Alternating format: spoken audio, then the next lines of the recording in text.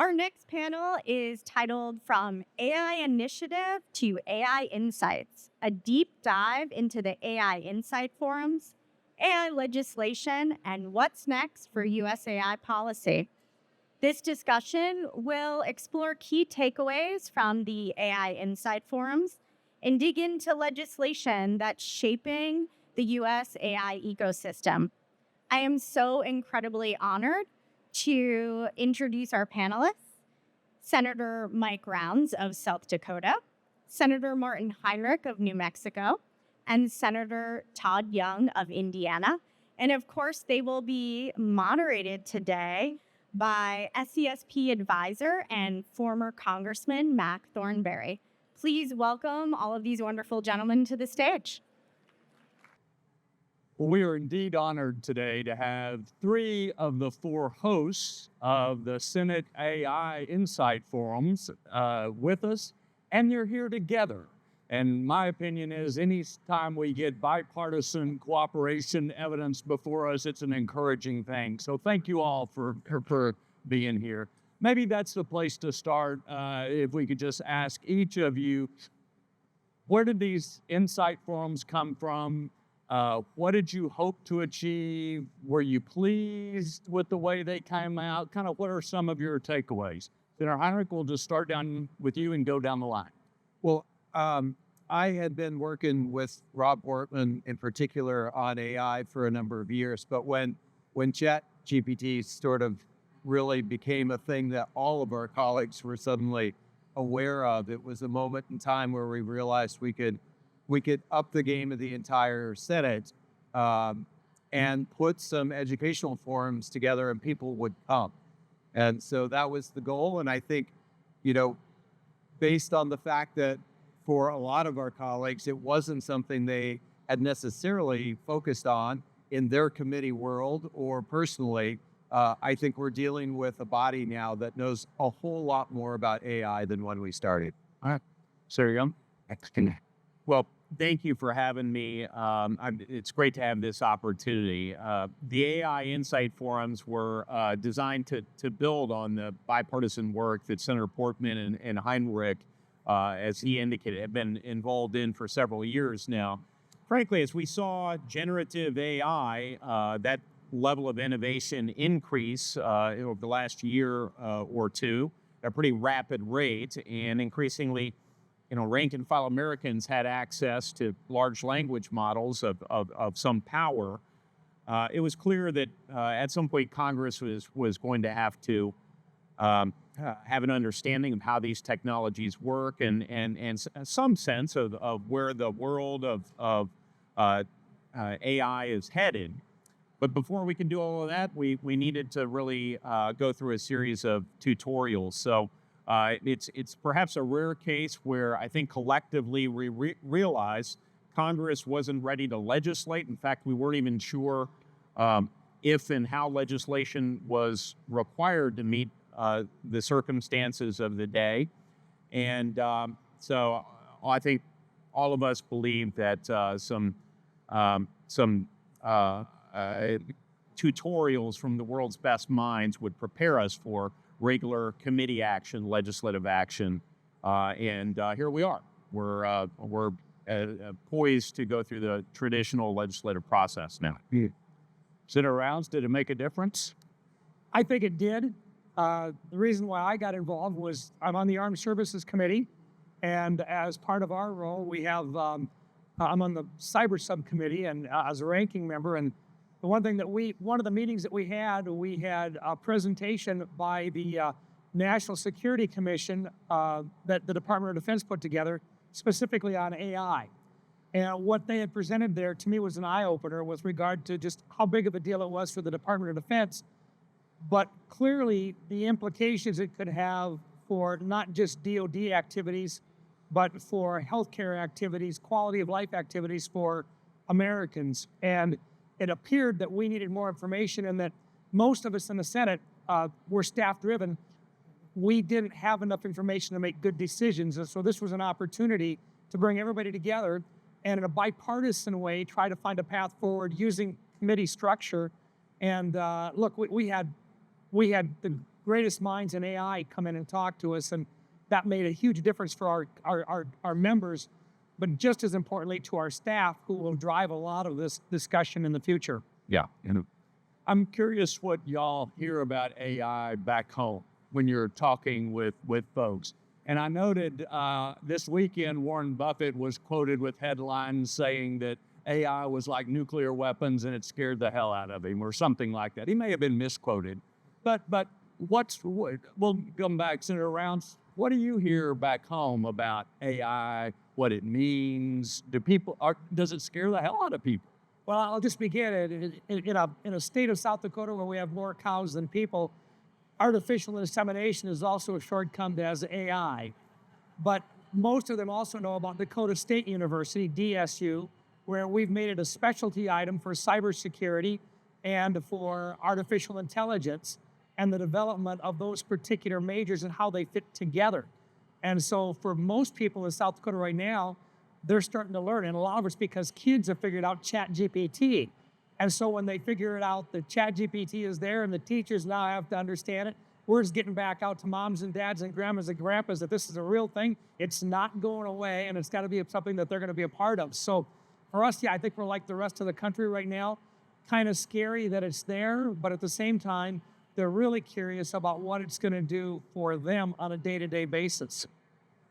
Yeah. Senator Young, I'm actually hearing quite a bit about it. I think some of that I, of course, attribute to the fact that many of my constituents now know that this is a topic that I'm focused on.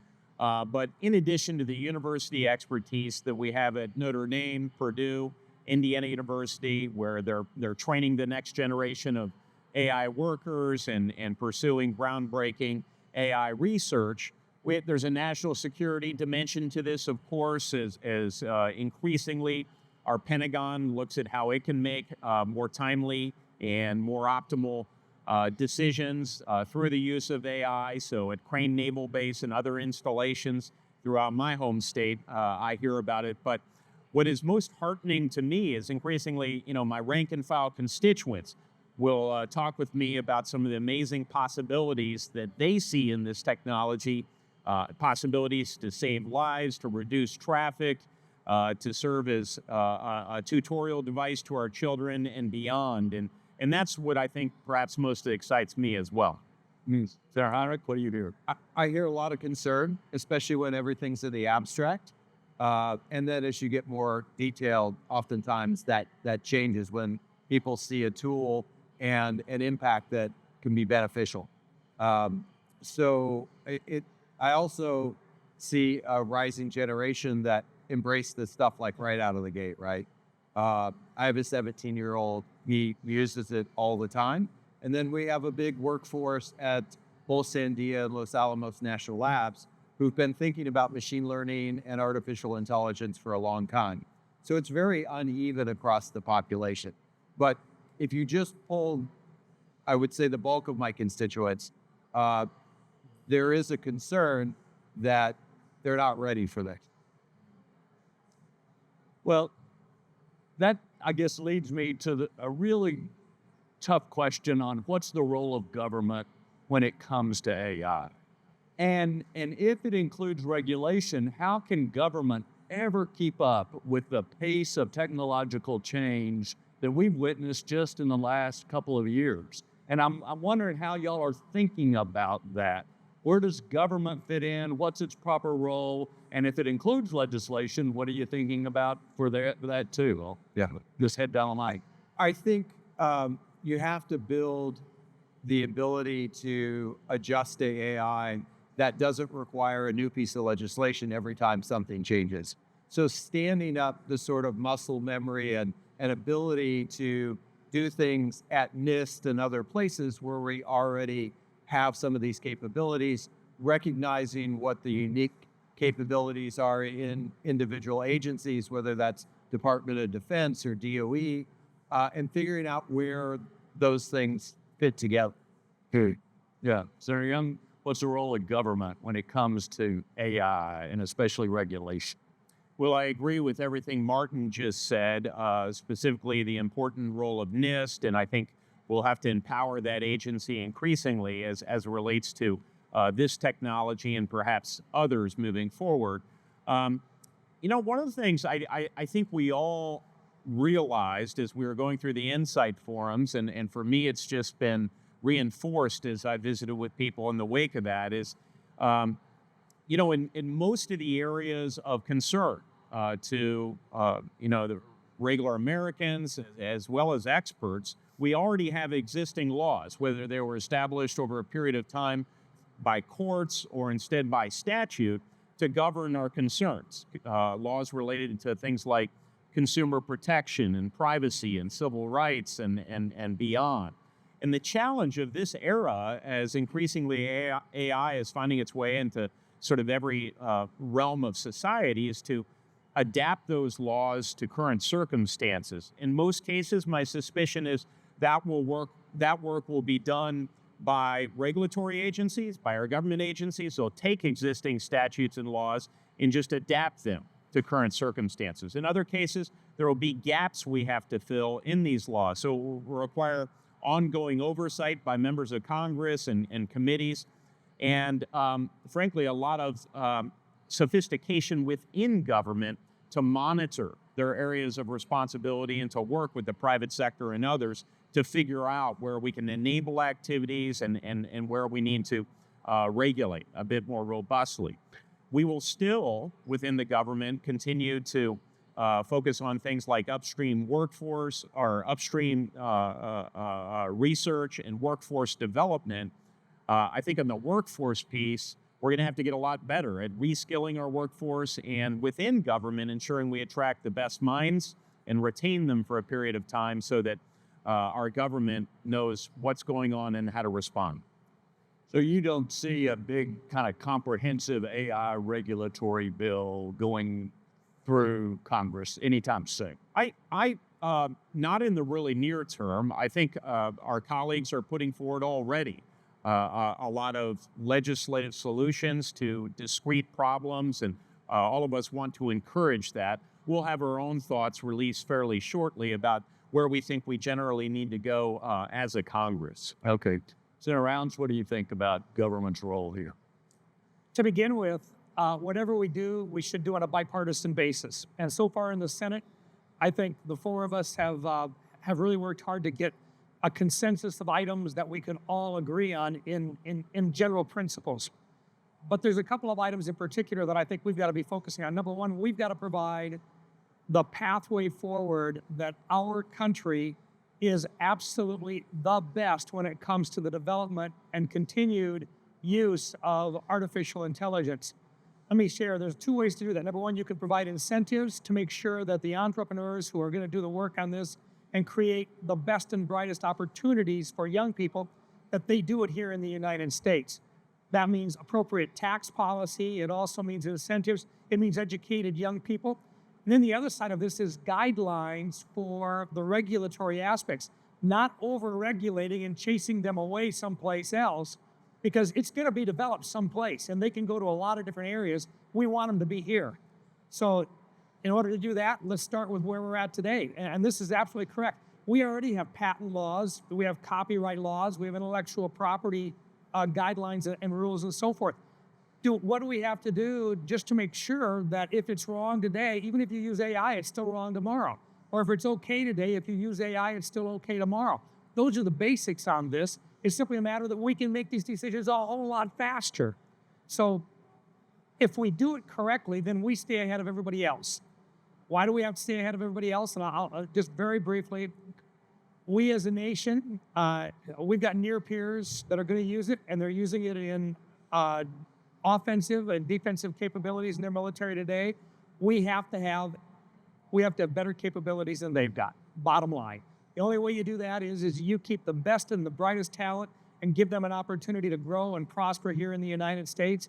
That gives us a leg up. It keeps us safe, and it provides opportunities for young people in the future.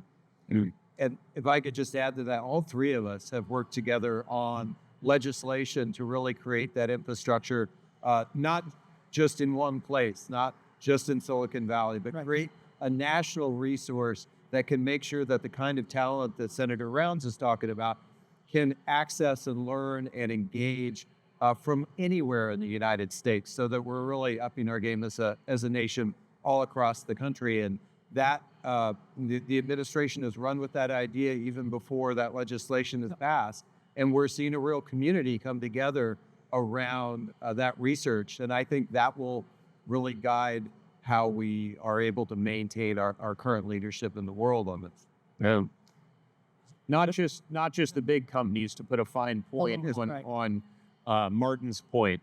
The National AI Research Resource, which Martin authored and the rest of us have co-sponsored and want to see to conclusion, would help democratize access to the data required to change AI models and to the compute necessary to run the most sophisticated models, so that researchers around the country, not just those affiliated with our largest companies, although they are critical to our national competitiveness, will have access to the tools necessary to ensure that we're firing on all our cylinders, geographically and demographically as a country, as we enter this age of AI. Yeah. My understanding is each of you have supported the AI Safety Institute, which we kind of talked about earlier, but why do you support it? What do you think it can become? What's its role here? Senator Young, I'll let you start. Yeah. Well, first, the AI Safety Institute, we propose establishing it within NIST. Historically, NIST has had a high tooth-to-tail ratio, right? A big bang for the buck.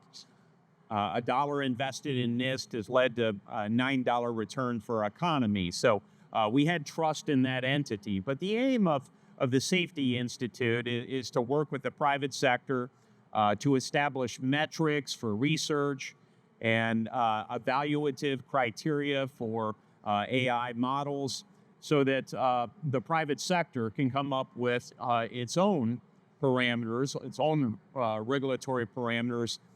That will lead to a lot of confidence in terms of investing in AI solutions here, market confidence as businesses develop next generation models. And by coming up with this regulatory structure, working with industry, we create confidence that you can have trusted AI systems by the general public, which is essential right now. Okay. Sit around, you mentioned our competitors. And one of the arguments one hears sometimes is that we're going to do these things to tie our own hands with AI. The other guys won't. And we're going to be at a competitive disadvantage, whether it's military or even economics. Now, on the other hand, Eric was on the stage, this stage a couple hours ago, and said China in particular has to regulate AI so strictly to keep control of its people that we're going to be at an advantage. So thinking about AI, us and China, how do you see that? Could we hurt ourselves, or do we have an inherent advantage, or do we not know yet? The advantage that we have is we have borders not to keep people in, but to keep people out. And there's a whole lot of people out there that want to come to the United States. The best and brightest want the quality of life that we've got right here. Our young people are here and they don't know anything except a free country. We want them to understand it and to maintain that. So do we have an advantage right now? The answer is yes. But they can also focus their resources in China, and they have done that, and they've got a lot of researchers right now. They've got young people. They've got 1,000 times more individuals that are actively engaged in a lot of the types of high-end technology and engineering jobs than what we have here, simply because of the size of their country versus the size of ours and the number of young people that are actively engaged in mathematics and others. So what we need to be able to do here in order to compete with them is to provide incentives for not only our own folks here to develop and to grow, but to be a place where people from the rest of the free world want to come and develop as well. And you do that by providing incentives, a free market where they can enjoy, the fruits of their labor. And the other piece of this is when you talk about regulation, you provide the type of a regulatory environment that says, okay, we know what the guidelines are, and you know what?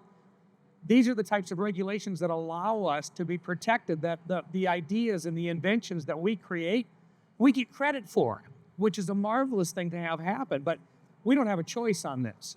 Look, China, Russia, Iran, North Korea, all recognize that artificial intelligence is not going away.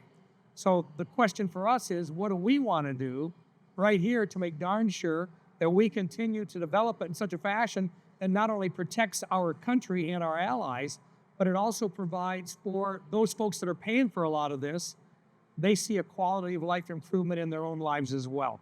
That's going to be the key to making this long-term success. Sarah Heinrich, you're on the Intelligence Committee. How do you see this, us versus China? If we regulate ourselves, tie our own hands, are we at an inherent disadvantage when it comes to that competition? I think we have to get that right and make sure that we're creating trust and transparency for the general public without over-regulating a place where we have a real inherent advantage. Our competitors are good at teaching math, and we should be good at teaching math too, but they're not good at freedom, and freedom leads to creativity, and that has borne fruit for our country over and over and over again, and we need to maintain that kind of environment where we continue to attract the people that Senator Rounds was talking about and inspire our homegrown experts that are coming up in these fields right now. Yeah. Sarah Young, you have anything on this us versus China? Well, I just think we have to harness the best of our own model and learn from our own economic history, just as we did during the space race, where we were able to unlock a lot of private capital through some robust federal investments. We can do the same now. We have the broadest, deepest capital markets in all of human history. We have incredible innovators and entrepreneurs, our creative class, if you will. So let's harness that energy, to say nothing of our rank and file workforce. The other thing we have are values. We have universal values, enlightenment values that most of the world, not all of the world, but most of the world subscribes to and aspires to. That's what allows us to establish amazing alliances with other countries and partnerships. So once we can come up with a semblance of domestic law around this enabling technology, let's work with other like-minded countries to harmonize our laws and standards so that collectively we can embed those standards like our privacy standards and our standards around not biasing against certain ethnic and racial groups, our standards around all of these things within the very technology themselves, so that countries like Iran and Russia and China, if they wish to develop AI technologies for the private market, has to sell into our standards-based block. So that is ultimately where we're headed here.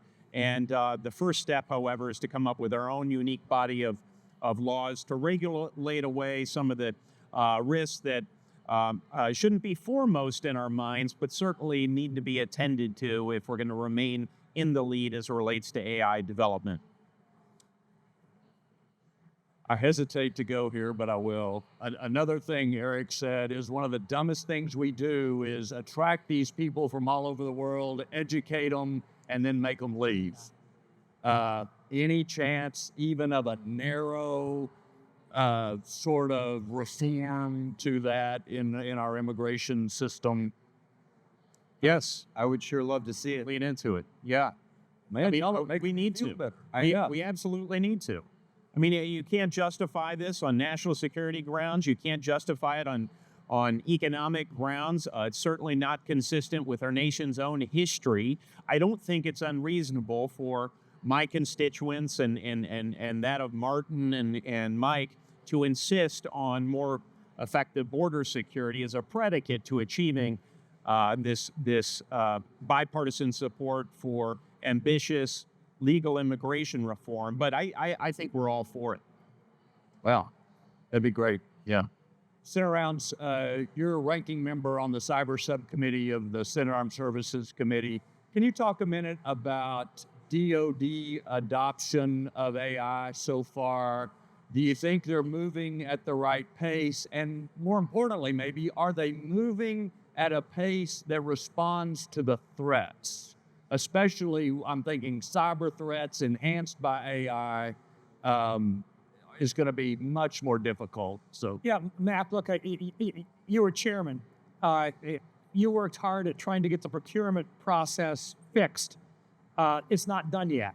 And using AI, I think that we can do a lot with regard to procurement, which is a huge challenge for the Department of Defense. Our procurement system is broken. In fact, when you've got to have a procurement system out there where you have a rapid acquisitions office, because for something you really need, you got to skip the procurement system and go to rapid acquisitions. It doesn't make sense. If it's broken, you got to fix it. Well, if you use artificial intelligence, I think you can expedite a lot of that process within DoD. It's boring, it doesn't look exciting, but if you can do the acquisitions, the supply chains, the depot work that right now is required, it's a quagmire there. If you can do that, you can actually make some real economic gains and actually really provide a much more efficient system of repairing and keeping our machinery up and operational. The other piece of this, though, are the weapon systems themselves and the integration of artificial intelligence into the weapon systems. And we're probably as good as anybody in the world at it right now, but they're chopping at our bits. And it's not just our near-peer competitors. I'm going to give you one example. There was a book written called 7 Seconds to Die. A guy by the name of John Antal wrote it about the war between Azerbaijan and Armenia in September, October of 2020. And in that, the Azerbaijan, in a place called the Nagorno-Karabakh region between Azerbaijan and Armenia had been held by Armenia for over 20 years. They built in huge defenses, traditional, conventional defenses, to protect it against what they knew at some point would be an Azerbaijani attack. Azerbaijan used what we're using in Ukraine right now. They used TB2s out of Turkey. They used directed munitions. They used one-way munitions that were basically drones, a lot of which were connected drone to drone using artificial intelligence. And they basically destroyed, within about a 40-day period of time, all of these conventional weapon systems that Azerbaijan had spent decades that Armenia had put together over a period of decades. Azerbaijan destroyed over 1,000 pieces of equipment in less than 40 days using this type of stuff. It was AI at a primitive level, but it was used in that war. Now in Ukraine, we're seeing the same thing. We're seeing a lot of the same types of attacks in the Red Sea. We're using AI today to defeat those. So the Department of Defense has done a very good job in terms of our weapon systems, but that doesn't mean we can rest on our laurels. We've got to do a better job in the future. And right now, we couldn't do appropriate cybersecurity if we don't integrate AI into it. It's simply, you can't make the decisions fast enough. You can't see the large amounts of volume out there if you just got human eyes on it. You have to use AI incorporated into it, and we've got a long way to go on that. We're vulnerable, not as vulnerable as some of our adversaries are, but we are vulnerable. AI can help us limit those vulnerabilities. yeah, so I think in a war-fighting context, we should, as Americans, be very excited about the possibilities of AI. It's going to allow our commanders to make much more rapid, much more effective decisions. One area, however, that I think presents a wrinkle, even if we can figure out how to procure systems, is I think we have to expect that for a number of the systems, we'll discover that when the bullets come flying, they were trained on suboptimal data sets, right?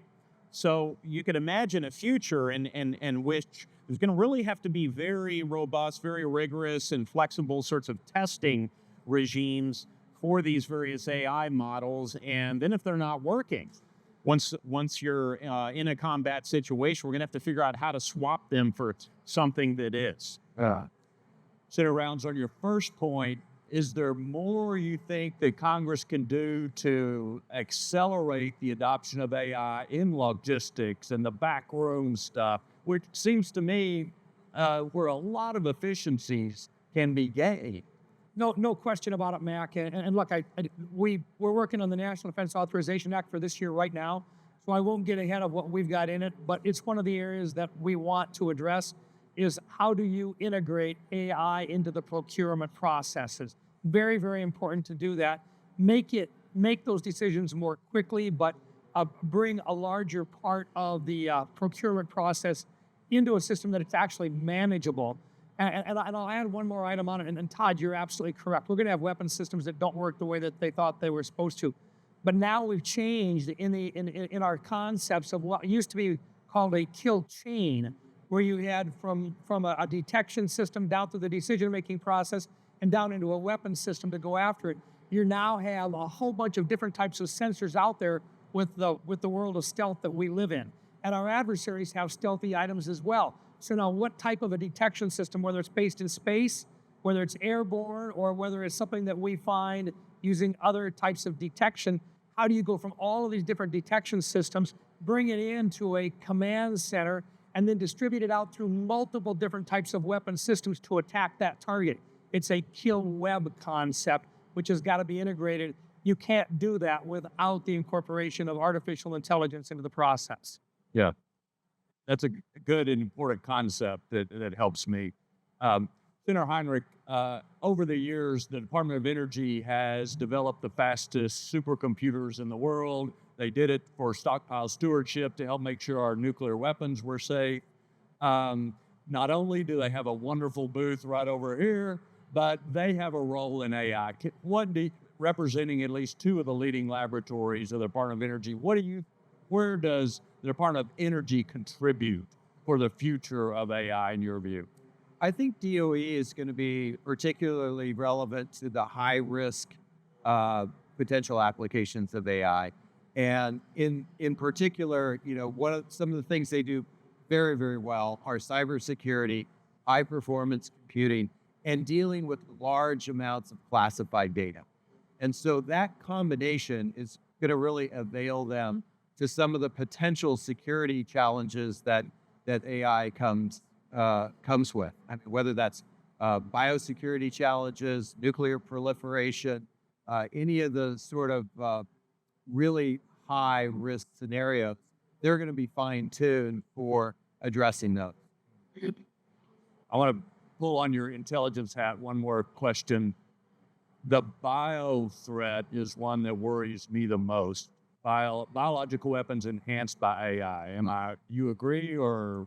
I think it's a very real risk, and it's one of those things that we need to build. We need to build defenses to from our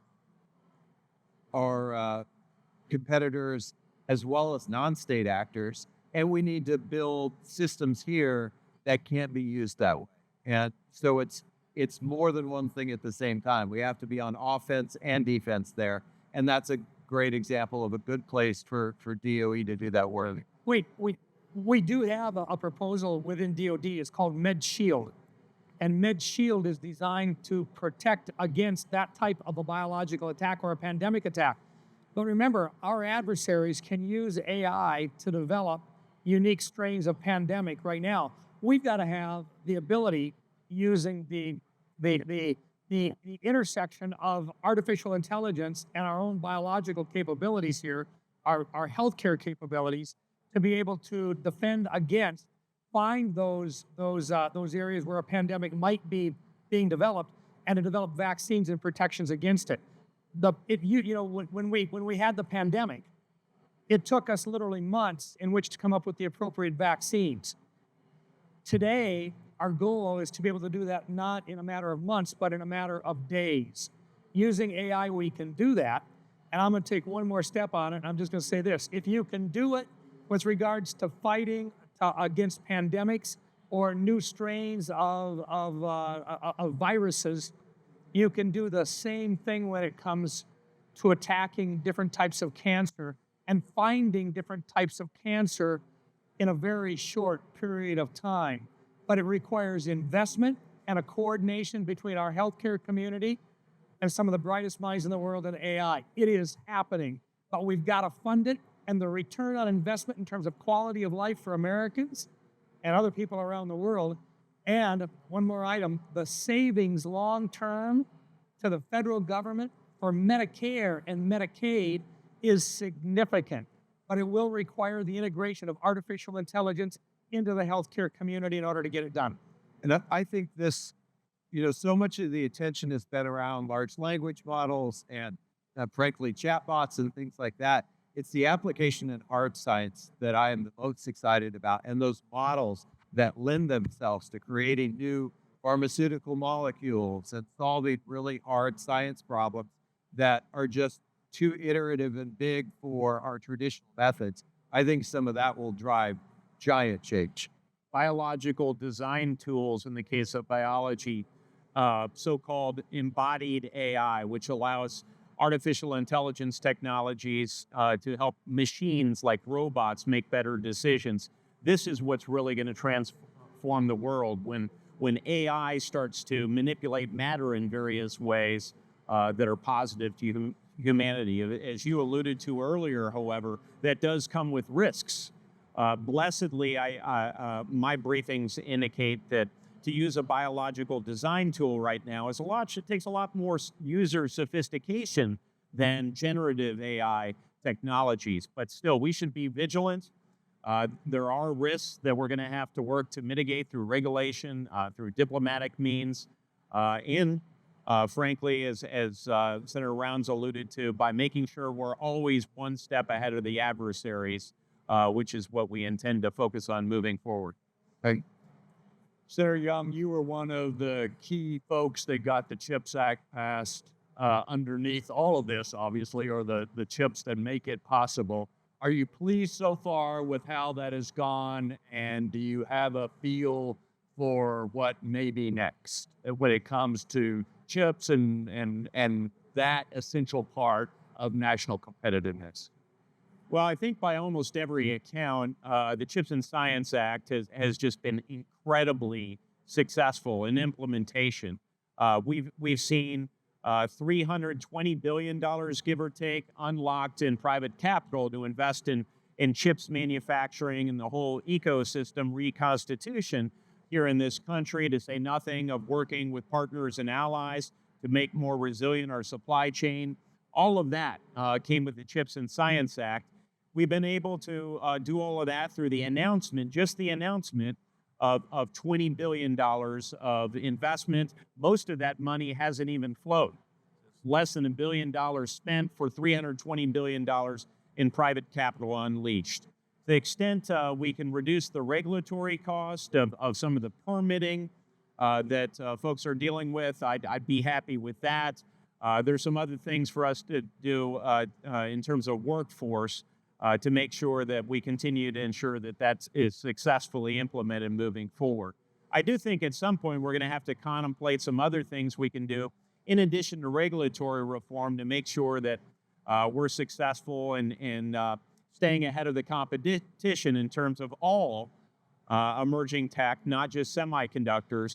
The CHIPS and Science Act authorized a significant amount of research money through our national universities. We need to begin appropriating some of that money for workforce purposes and for fundamental research to ensure that U.S. continues to lead the way. Yeah, I agree. As our time slips away, let me ask each of you a last question. What AI initiative are you working on that you are most excited about, you think will make the most difference, whether we talked about it or not? What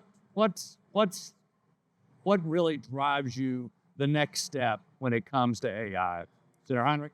I'm most excited about standing up the NAIR, the research initiative, and democratizing this to the entire country, because I think the things that will come out of that will surprise us. And I think there's a lot of, I'm optimistic about where we're headed with all of this, as long as we can keep up and continue to make sure that government has the ability to address the challenges that we face along the way. Great. Senator Young? Well, I'm also excited about that, and I look forward to helping Martin see that through Congress and into law. I'm also excited about the Future of AI Act. This is my legislation with Senator Cantwell to put into statute the AI Safety Institute. I think that the market response to that will be very, very positive and create a high level of certainty that our regulatory atmosphere won't be overly intrusive, but will be sufficiently clear to enable the United States to continue to stay in the lead as it relates to AI development and deployment. Great. Yeah, look, I would just tell you, the legislation that both of these gentlemen are talking about are very important, and we want to see them through to fruition. We also want to address the issue of procurement within the NDAA, and I think that's going to be a big talking point over the next year to 2 years about how we implement that. But perhaps the thing that I like the best about the approach that we've taken so far, if you've noticed, none of us are talking about a comprehensive product. We're talking about bringing in the entire Senate into the discussion, and we're talking about getting all of the committees based upon their areas of expertise.